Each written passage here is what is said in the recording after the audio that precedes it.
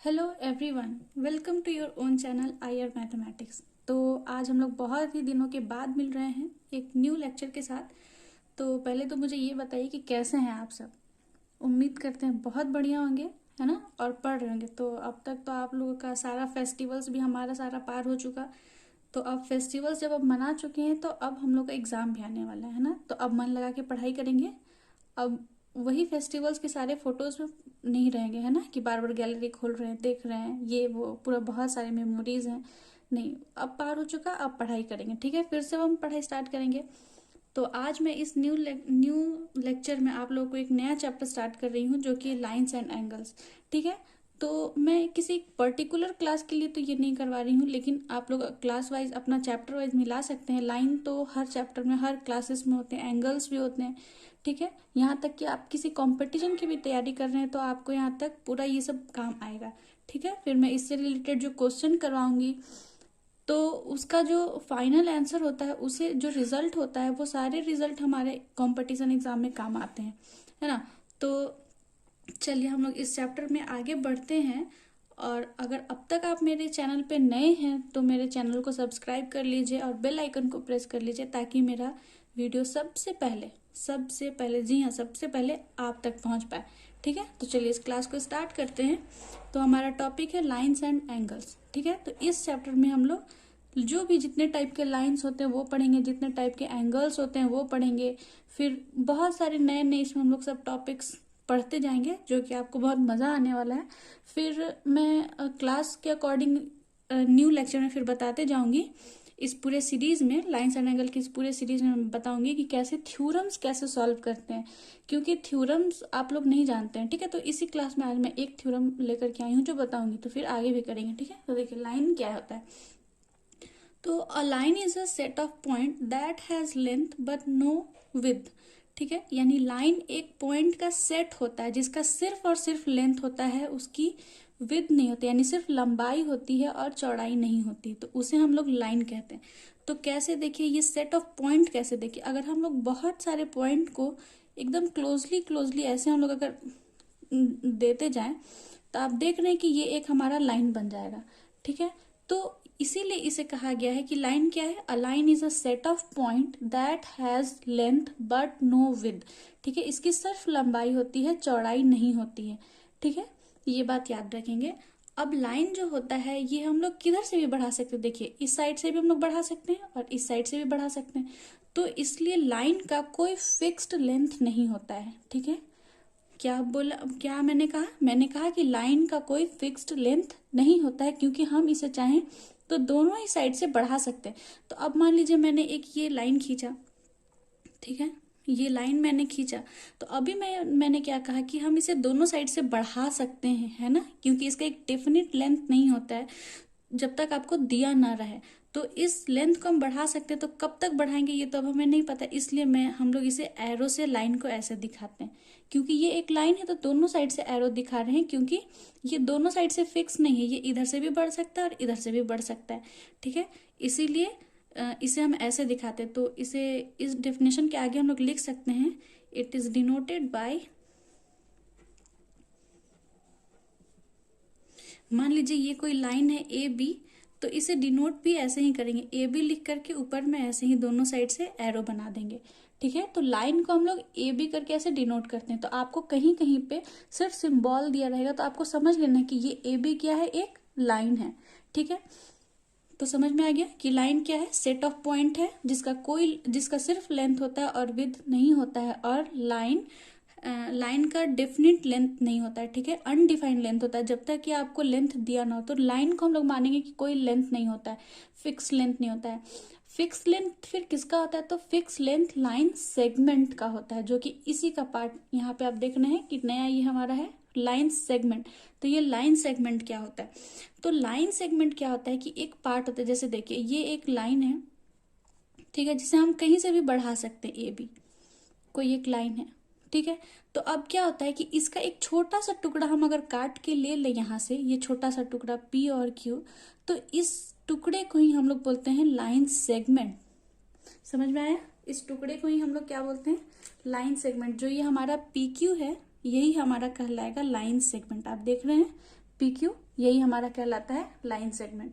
ठीक है, तो लाइन सेगमेंट वही मैंने डिफिनेशन लिखा, a part of a line with to and points is called a line segment.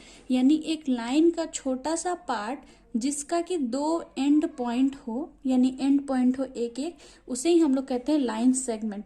तो आप देख सकते हैं कि ये एक पॉइंट और ये एक पॉइंट है, तो इसीलिए लाइन सेगमेंट का एंड पॉइंट होता है और इसका एक फिक्स्ड लेंथ होता है। ठीक है, तो हम लोग बोल सकते हैं कि लाइन का कोई फिक्स्ड लेंथ नहीं होता, बट लाइन सेगमेंट का फिक्स्ड लेंथ होता है। तो अब इसे कैसे डिनोट करेंगे, तो लिखेंगे इट इज डिनोटेड बाय, ये पी क्यू हमारा लाइन सेगमेंट है, तो ये पी क्यू लिख, और पी क्यू कैसा एक फिक्स्ड लेंथ है, इसलिए एक सिर्फ एक ऐसे बार लगा देंगे। तो देखिए किसी भी चीज के, किसी भी अल्फाबेट के ऊपर अगर ऐसे सिर्फ लाइन रहते तो उसे बार भी कहते हैं। ठीक है, तो फिलहाल हम इसे कहेंगे कि P Q is a line segment.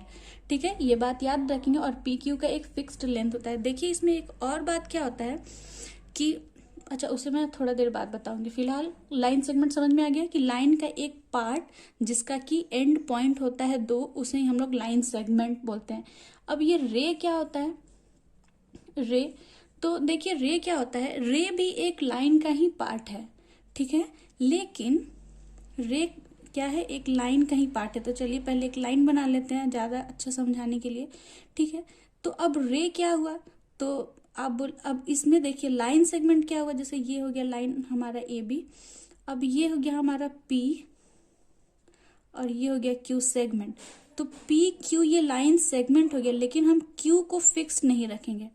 ठीक है, ये ऐसा रखेंगे, यानी कि हमारा क्यू एक एंड जो है फिक्स नहीं होगा और एक एंड हमारा फिक्स होता है, यानी कि रे is the part of a line, but क्या होगा, एक एंड पॉइंट होता है इसका और दूसरा एंड पॉइंट नहीं होगा। इसे हम लोग कहीं तक भी बढ़ा सकते हैं। ठीक है, ये हम लोग का मर्जी, एरो का मीन्स ही होता है कि हम इसे कहीं भी बढ़ा सकते हैं, आगे तक ले जाएंगे, इसका कोई फिक्स्ड लेंथ नहीं हुआ। ठीक है, तो याद रखेंगे कि जो रे होता है उसका सिर्फ एक ही एंड पॉइंट होता है, एक ही एंड पॉइंट होता है और उसका भी कोई फिक्स्ड लेंथ नहीं होता है रे का। ठीक है, तो इसे कैसे डिनोट करेंगे, तो लिखेंगे इट इज डिनोटेड बाय, जैसे ये पी क्यू को मैंने लिखा है, तो पी क्यू देखिए एक तरफ से फिक्स होता है एक तरफ से नहीं होता है, तो ऐसे लिख देंगे, यानी कि रे को हम लोग ऐसे डिनोट करते हैं। ठीक है, ये बात याद हो गया। और रे का एक एंड पॉइंट होता है। देखिए इसका अगर हम लोग सारे चीज का कंक्लूजन करें, जब लाइन और लाइन सेगमेंट और रे का, तो हमें क्या पता चल रहा है कि जो लाइन होता है उसका फिक्स्ड लेंथ नहीं है। ठीक है, और रे का भी फिक्स्ड लेंथ नहीं है। ठीक है, फिक्स्ड लेंथ किसका होता है, लाइन सेगमेंट का फिक्स्ड लेंथ होता है। ठीक है, और जो हमारा लाइन है उसका कोई एंड पॉइंट नहीं है, रे का दो एंड पॉइंट होता, सॉरी लाइन सेगमेंट का दो एंड पॉइंट होता है और रे का सिर्फ एक एंड पॉइंट होता है। तो इसे याद रखेंगे, क्योंकि ये फिल इन द ब्लैंक्स में या ट्रू फॉल्स में या फिर आपका मैच द फॉलोइंग या फिर क्या बोलते हैं एमसीक्यूज में ऐसे क्वेश्चन आ सकते हैं कि विच one have the two end point, और आपका ऑप्शन में रहेगा लाइन, लाइन सेगमेंट, रे, या नन ऑफ दीज या ऑल ऑफ दीज ऐसे रहेगा। तो आपको लाइन सेगमेंट डालना है कि किसका दो एंड पॉइंट होता है, तो लाइन सेगमेंट का दो पॉइंट होता है। ठीक है, एंड पॉइंट। फिर पूछेगा कि whose which one have the fixed length, फिर ये तीनों ऑप्शन रहेगा। तो फिक्स्ड लेंथ किसका होता है, तो लाइन सेगमेंट का होता है। विच one have the one and point, किसका वन एंड पॉइंट होता है, तो रे का वन एंड पॉइंट होता है।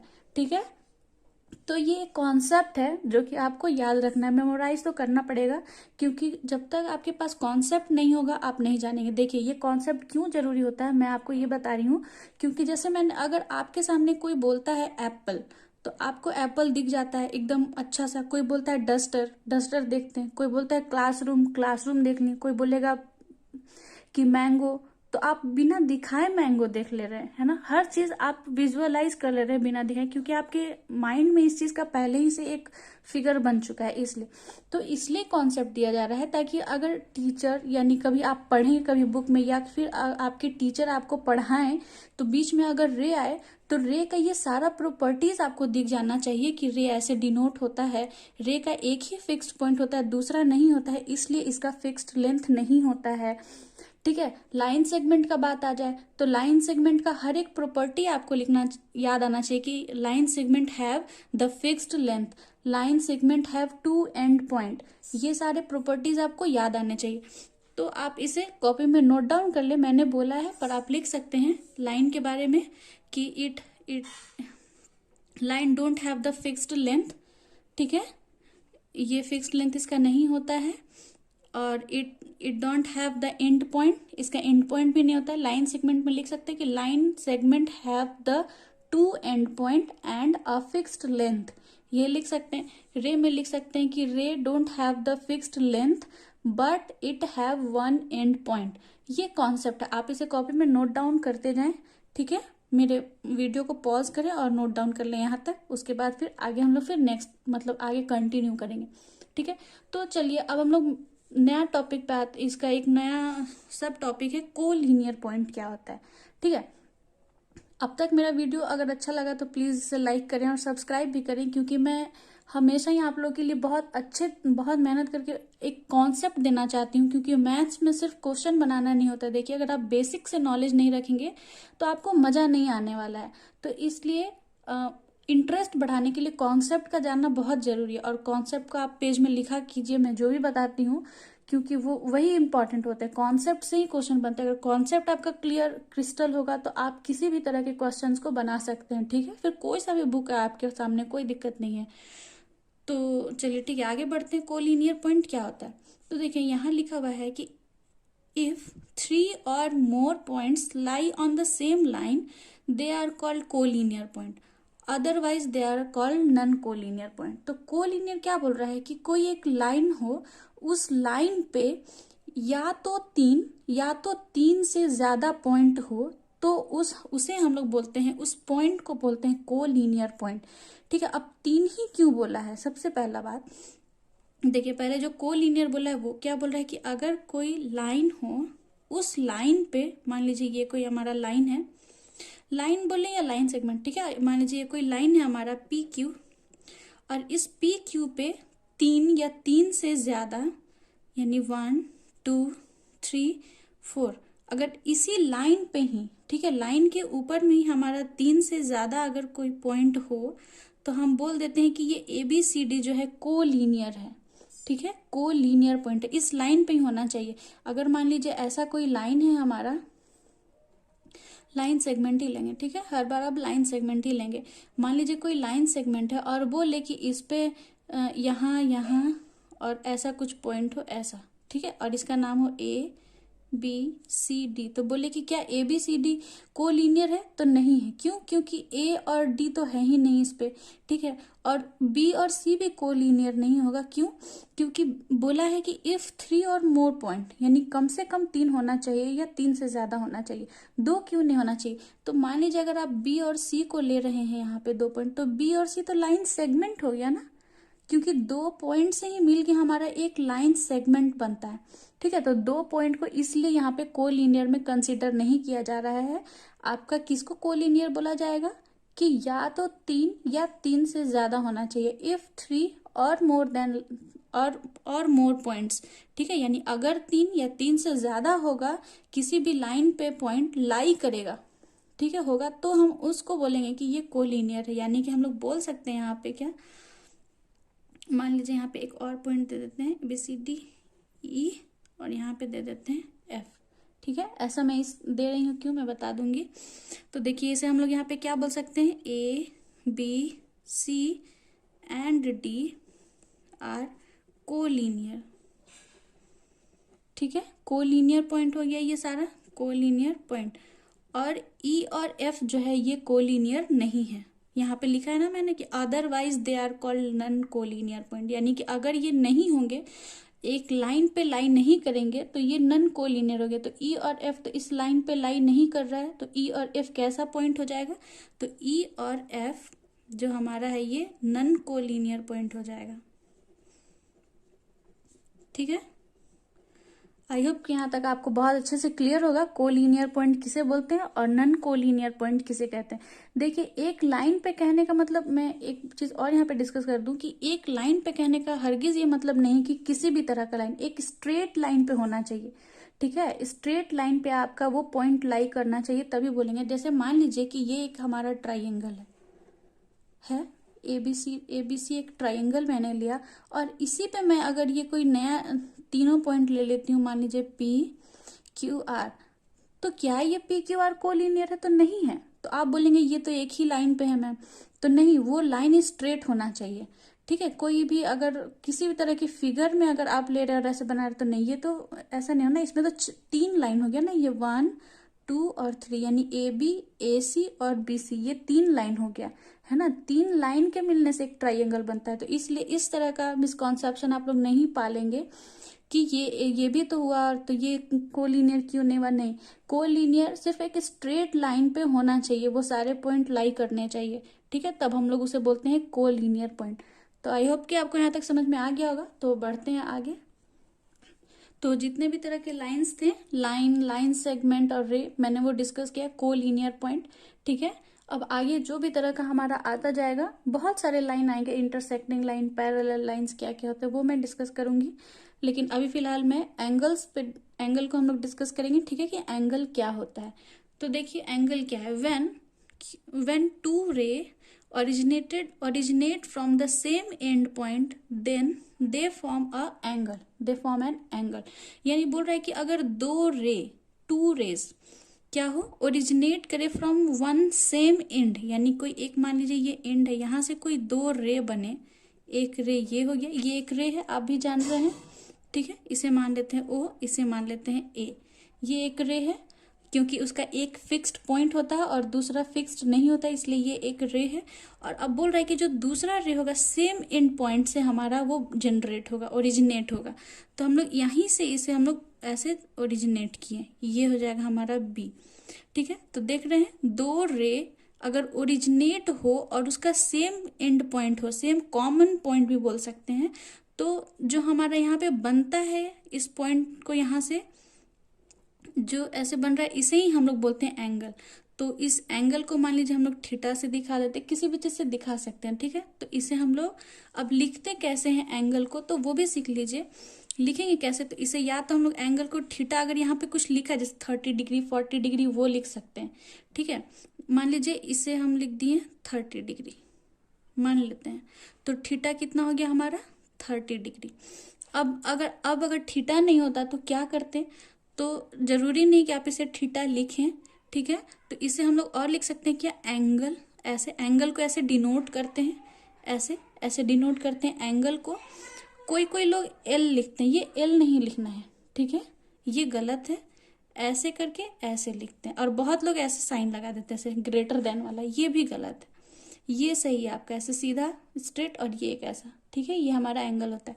तो इस एंगल को हमें शो करना है, तो इसे हम कैसे शो करेंगे, ऐसे एंगल डिनोट करेंगे। फिर ये क्या हमारा ए ओ बी, यानी जिस एंगल पे बताना है कि जिस जगह पे वो एंगल बना है उसे बीच में रखना है, यानी ए ओ बी।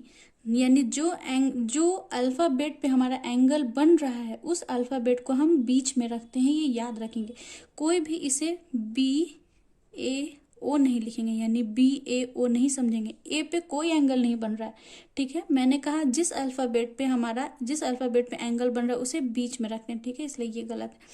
तो अब आप बोलेंगे मैम ए ओ बी क्यों, बी ओ ए भी तो बन सकता है। तो बिल्कुल बन सकता है, बी ओ ए, यानी हम लोग इसे ए ओ बी भी लिख सकते हैं और बी ए ओ भी लिख सकते हैं। यानी जैसे आपका रे जा रहा है आप वैसे ही चलेंगे।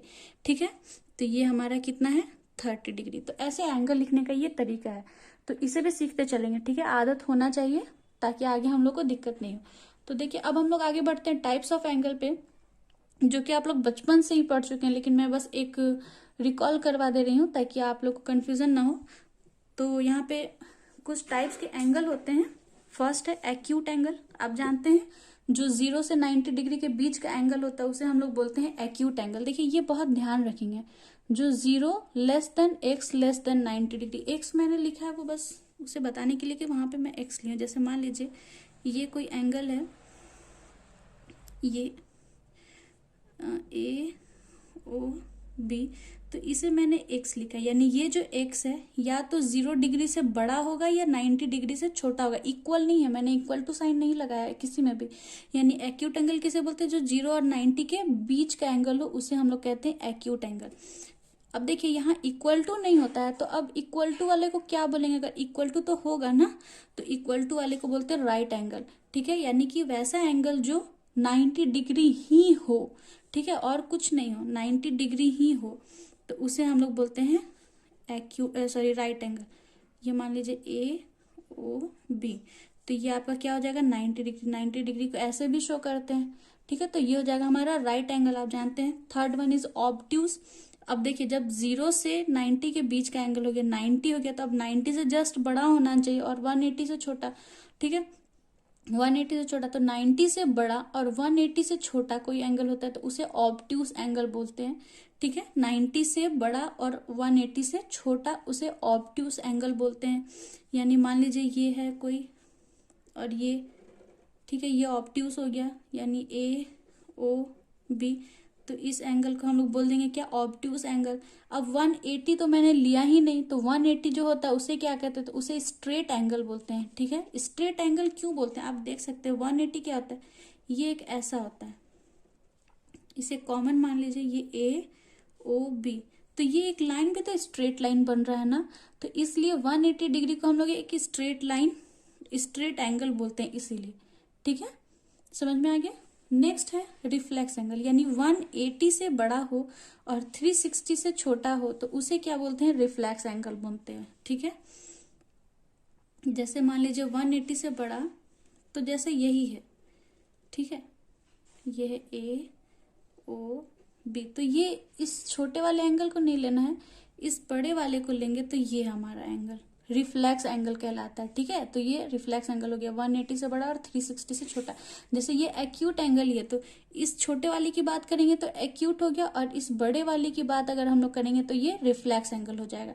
ठीक है, तो अब आपको लगेगा कि मैम 90 से छोटा वाला बता दिया एक्यूट, 90 के बता दी राइट, फिर 180 से छोटा वाला ऑब्ट्यूज, 180 के बराबर राइट, 180 से बड़ा हो गया, 360 से बड़ा तो रिफ्लेक्स। तो जो 360 के इक्वल होगा क्या होगा, तो जो 360 के इक्वल होता है उसे क्या कहते हैं, बताइए। चलिए आप इसे कमेंट बॉक्स में बताएंगे कि कोई एंगल अगर 360 के इक्वल हुआ, यानी 0 डिग्री के इक्वल हो, तो उसे हम क्या कहते हैं।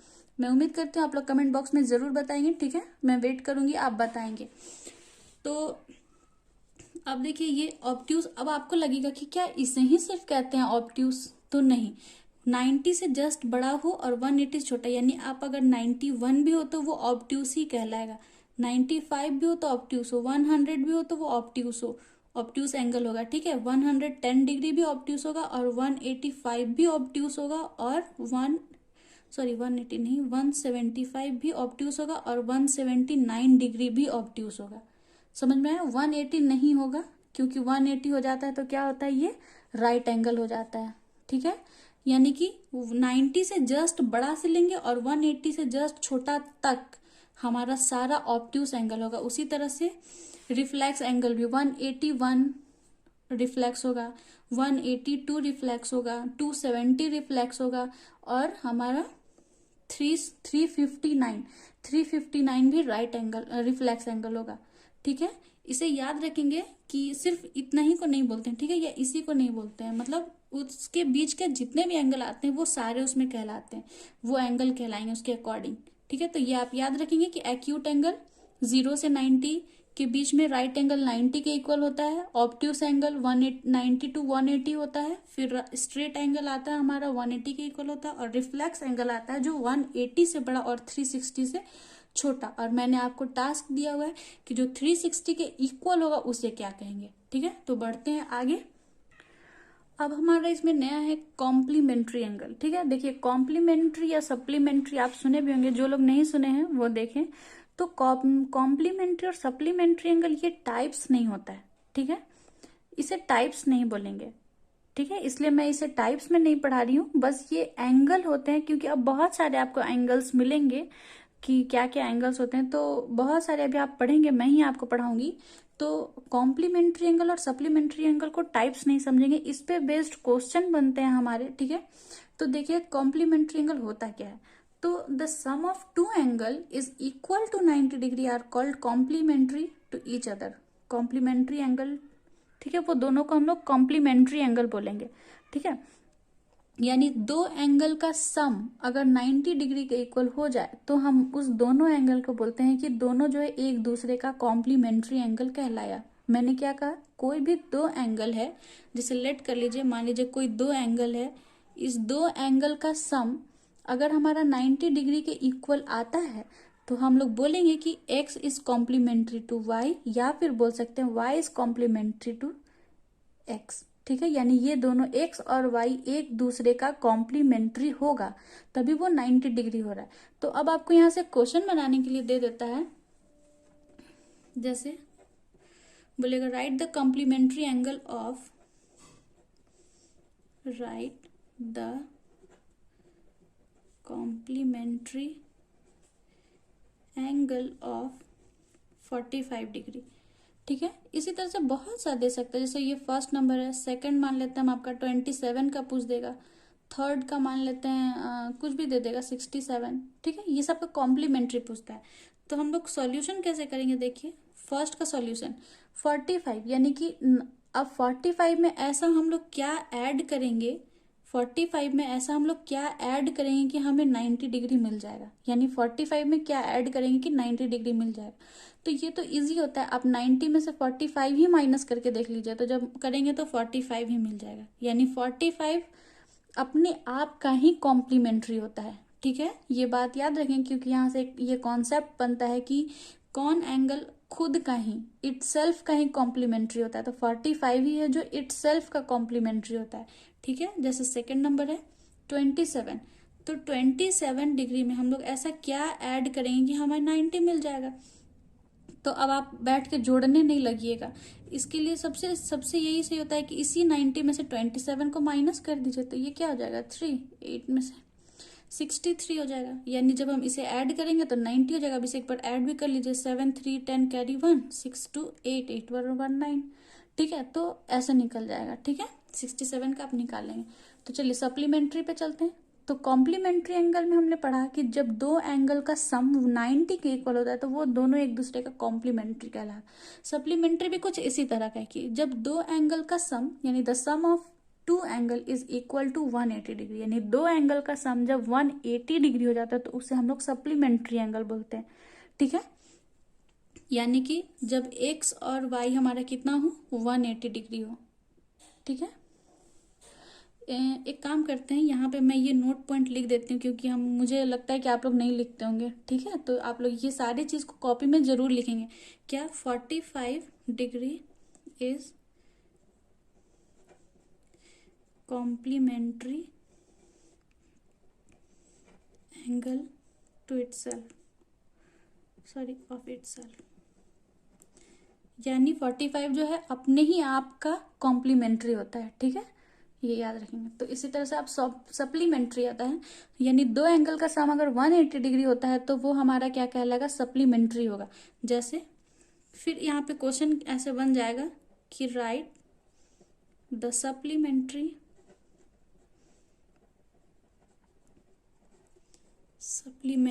Angle, right the supplementary angle of, अब आपका यहाँ पे कुछ भी दे देगा, ठीक है। जैसे मान लीजिए 78 या 90 या 145, ऐसा कुछ भी दे सकता है, ठीक है, कि इसका आपको निकालना है सप्लीमेंट्री। तो आप इसे सॉल्यूशन कैसे करेंगे, तो देखिए 78, यानी कि 78 में हम लोग ऐसा क्या ऐड करें, सप्लीमेंट्री पूछ रहा है, तो हमें 180 मिल जाएगा। तो इसके लिए क्या करेंगे, कुछ नहीं करेंगे, बस इसमें से इसी को माइनस कर देंगे तो आ जाएगा। तो 10 2, ये 770, ये 102 ऐड करेंगे तो ये सप्लीमेंट्री आ जाएगा, ठीक है। यानी कि 102 and 78 degree are supplementary to each other, ये बात याद रखेंगे, ठीक है। ये दोनों जो है सप्लीमेंट्री हो गए एक दूसरे का। सेकंड नंबर हम लोग सॉल्यूशन करते हैं 2 का 90 डिग्री का, यानी 90 डिग्री में ऐसा क्या ऐड करें कि ये 180 के बराबर आ जाए। तो क्या ऐड करेंगे, अब फिर नहीं काउंट करेंगे, इसमें से इसको बस माइनस करेंगे तो 90 ही आ जाएगा आपका। तो आप देख रहे हैं कि फिर से क्या हुआ कि 90 जो है अपने आप का ही इटसेल्फ का ही सप्लीमेंट्री होता है। ठीक है, 90 डिग्री इटसेल्फ का सप्लीमेंट्री होता है, ये बात याद रखेंगे। तो इसे नोट पॉइंट में लिख लीजिए। So write it down please, write down 90 degree is supplementary angle of itself. ठीक है, यानी 90 डिग्री अपने आप का सप्लीमेंट्री एंगल होगा, जिसे हम लोग संपूरक कोण कहते हैं। ठीक है, सप्लीमेंट्री को हिंदी में संपूरक बोलते हैं और कॉम्प्लीमेंट्री को पूरक बोलते हैं। ठीक है, देखिए अब एक चीज और मैं ये कॉन्सेप्ट देना भूल गई कि जो कॉम्प्लीमेंट्री एंगल होता है, तो जो दो एंगल कॉम्प्लीमेंट्री होता है, ये दोनों का दोनों एक्यूट एंगल होता है। ठीक है, कॉम्प्लीमेंट्री में क्या होता है कि जो दोनों एंगल कॉम्प्लीमेंट्री हो रहा है हमारा, ये दोनों का दोनों एक्यूट होगा, कोई भी ऑब्ट्यूस नहीं मिलने वाला है आपको। ठीक है, या कोई भी आपको ऐसा नहीं होगा कि हाँ वो एक्यूट ही होने वाला है। ठीक है, और उसी तरह से सप्लीमेंट्री में देखिए कि जो सप्लीमेंट्री में कोई एक एंगल आपको जरूर से मिल जाएगा एक्यूट। ठीक है, और दूसरा हो जाएगा आपका ऑब्ट्यूस। समझ में है? या दोनों, ऐसा कभी नहीं होगा कि दोनों ही ऑब्ट्यूस हो जाए, आपको एक जो है जरूर से एक्यूट मिल जाएगा। या दो राइट एंगल हमारा क्या हो जाता है, सप्लीमेंट्री बनाता है। ठीक है, दो राइट एंगल सप्लीमेंट्री बनाता है, या सप्लीमेंट्री में एक ऑब्ट्यूस होता है और एक एक्यूट होता है। तो याद रखेंगे, ये क्वेश्चन बनाने में आपको हेल्प होगा।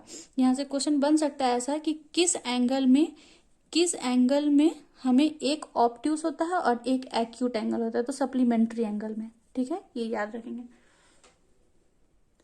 तो यहीं तक मैं आज सोच रही हूँ कि छोड़ देती हूँ क्लास, क्योंकि मैंने सारे टाइप्स के लाइन पढ़ा दिया मैंने, और एंगल्स आपको बहुत अच्छे समझा दिया है। तो मैं उम्मीद करती हूँ कि आपको एंगल्स और लाइन बहुत अच्छे तरीके से समझ में आ गया। अब किसी भी तरह का कॉन्सेप्ट हो या किसी भी तरह का क्वेश्चन हो, आपसे छूटेंगे नहीं। कैसा भी एग्जाम हो, मल्टीपल चॉइस हो, कुछ भी हो, बस आप एक बार उसे लिख लें एक बार अपनी नोटबुक में, और उसे बस देखें 2-3 बार, आपको जरूर से लर्न हो जाएंगे वह सारे। और आगे के वीडियोस में आपको मैं एडजेसेंट एंगल, फिर लीनियर पेयर, दोनों में क्या डिफरेंस होता है, क्वेश्चन में कैसे पहचानेंगे, कैसे अप्लाई करेंगे, मैं क्वेश्चन के साथ लेकर के आऊंगी। तो तब तक के लिए आप पढ़ते रहिए और मुझसे जुड़े रहिए, और मुझसे जुड़ने के लिए आपको सब्सक्राइब कर लेना इस चैनल को। तो अब तक मेरे इस वीडियो को देखने के लिए थैंक यू, क्योंकि आपके समय भी बहुत कीमती हैं, इसलिए मैं ज़्यादा वक्त नहीं लूँगी। तो इसी तरह से मेरे सारे वीडियोस देखते रहिए, क्योंकि मैं खुद से बहुत कोशिश करती हूँ कि आपके लिए कुछ अच्छा लेकर के आऊँ, ताकि आप मेरे चैनल में देखते रहें, कुछ सीख लें, है ना। क्योंकि मेरा मोटिव ही है कि आपको कुछ सिखा कर छोड़ना, ऐसे नहीं टाइम पास नहीं कराऊंगी। तो चलिए मिलते हैं नेक्स्ट वीडियो में, तब तक के लिए अपना बहुत ज़्यादा ख्याल रखिएगा। Okay, stay tune, bye bye.